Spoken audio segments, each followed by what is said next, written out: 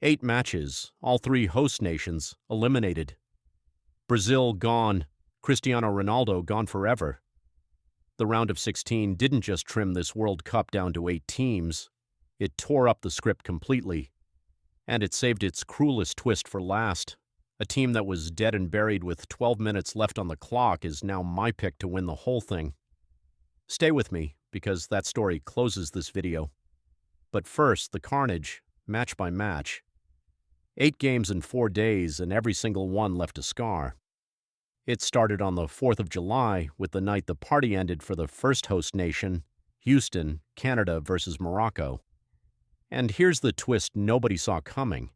Canada were the better team for 45 minutes. The co-hosts pressed, created, believed. Then Morocco remembered exactly who they are.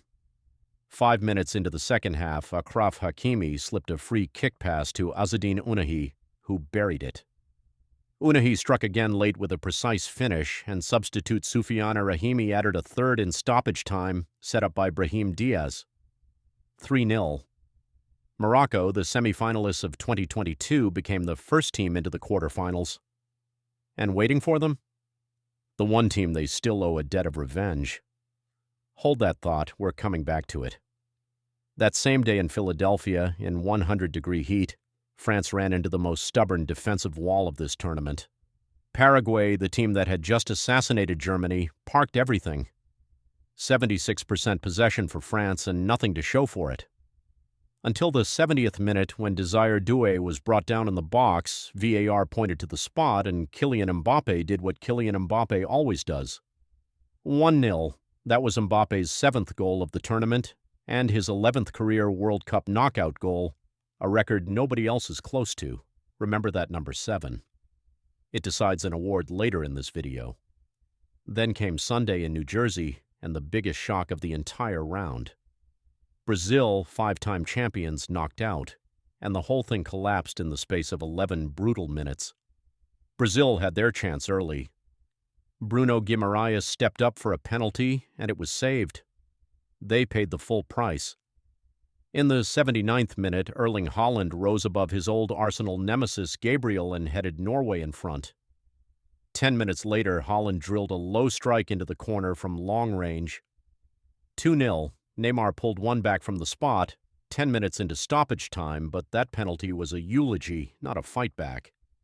Norway are into a World Cup quarterfinal for the first time in their history. Goalkeeper Ørjan Nyland was a wall all night. And Haaland, 7 goals. The Golden Boot race just turned into a 3-way war. Monday, the Azteca. A thunderstorm delayed kickoff by a full hour. And when the football finally started, Jude Bellingham brought a storm of his own. 2 goals in under 2 minutes, the 36th and the 38th. The most famous stadium in world football went silent, but Mexico refused to die at home. Quinones pulled one back before halftime, and the Azteca roared again. Then total chaos. Jarell Quansah was sent off early in the second half. 10-man England won a penalty through Anthony Gordon, Harry Kane buried it, and Raul Jimenez instantly answered with a penalty of his own. 3-2. England survived more than 40 minutes a man down inside the loudest cauldron in football. Say whatever you want about this England side, that was pure character. And Mexico's home dream was over. Hours later, the last host standing walked into a buzzsaw. And if you're an American viewer, I'm sorry, because this one hurt the most. Charles de Ketelaere put Belgium ahead inside 8 minutes. Mullock Tillman answered with his second free kick goal of the tournament, and for a moment, a nation believed. That moment lasted about 2 minutes. De Ketelaere struck again before the break. Then Christian Pulisic injured his foot on a shot in the 52nd minute, and America's talisman could only watch from the bench as everything unraveled. A Matt Friese error gifted Hans Vanaken III. Romelu Lukaku rolled in a 4th in stoppage time, 4-1. Belgium have now knocked the USA out of a World Cup round of 16 twice in 12 years. So by Monday night, all 3 hosts were gone, Canada, Mexico, and the United States. They built the biggest World Cup in history, and none of them survived to the final 8. Brutal. But Monday still wasn't done, because the last match of the night ended a 20-year World Cup story, Portugal versus Spain. Before kickoff, Cristiano Ronaldo confirmed it. This World Cup, his sixth, would be his last. 90 minutes to keep the dream alive. Portugal came agonizingly close. Nuno Mendes rattled the crossbar with a deflected drive. Then, in the first minute of second-half stoppage time, Mikel Merino broke Portuguese hearts. 1-0, Spain. No fairy tale ending. Just a 41-year-old legend, the first man ever to score at 6 World Cups, walking off a World Cup pitch for the final time. He said he leaves with a clear conscience. Whatever side of the debate you're on, that's the end of an era. And speaking of that debate, Tuesday gave us the other half of it and the single greatest escape of this tournament. Maybe the greatest World Cup comeback you will ever see. Argentina versus Egypt. Ibrahim headed Egypt in front. Then goalkeeper Chaubert went supernova. He saved a Messi penalty, then denied McAllister, then Alvarez, all before halftime. Egypt smelled blood. In the 67th minute, Zizou finished off brilliant work from Hassan on the right wing. 2-0, Egypt. Mohamed Salah was pulling every string. The defending champions had 12 minutes left to live. 79th minute, Romero heads in from a Messi cross. 83rd, Messi himself rifles one in first time.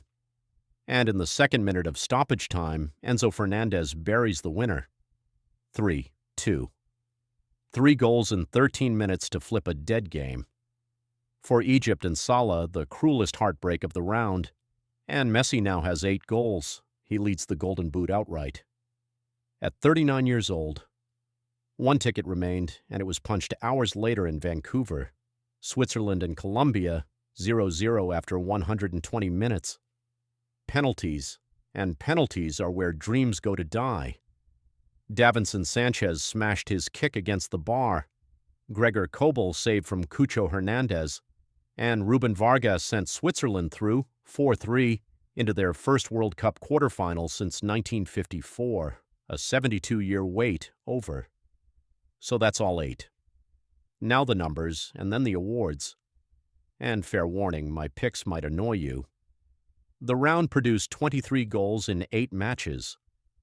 5 of the 8 were decided by a single goal, 1 needed a shootout, and 3 of the last 4 winners scored in stoppage time. This tournament refuses to give anyone an easy night. Best performance of the round, Erling Haaland against Brazil. A towering header and a long-range missile to knock out the 5-time champions in the biggest match of his life. Ice cold, best goalkeeper, Egypt's Chaubert. He saved a Messi penalty and stoned 2 more world-class finishers and still went home. Honorable mention to Norway's Nyland, who slammed the door on Brazil when it mattered. Worst moment, Matt Fries's 57th minute error against Belgium, the mistake that killed American belief. And the biggest heartbreak? Egypt. 2-0 up in the 78th minute, eliminated by the 92nd. Now the quarterfinals, 4 matches in 3 days, and every single one has a storyline you could not script. Starting with that revenge mission I promised you. Thursday in Boston, France versus Morocco. A rematch of the 2022 semifinal that broke Moroccan hearts. France have outscored opponents 14-2 at this World Cup.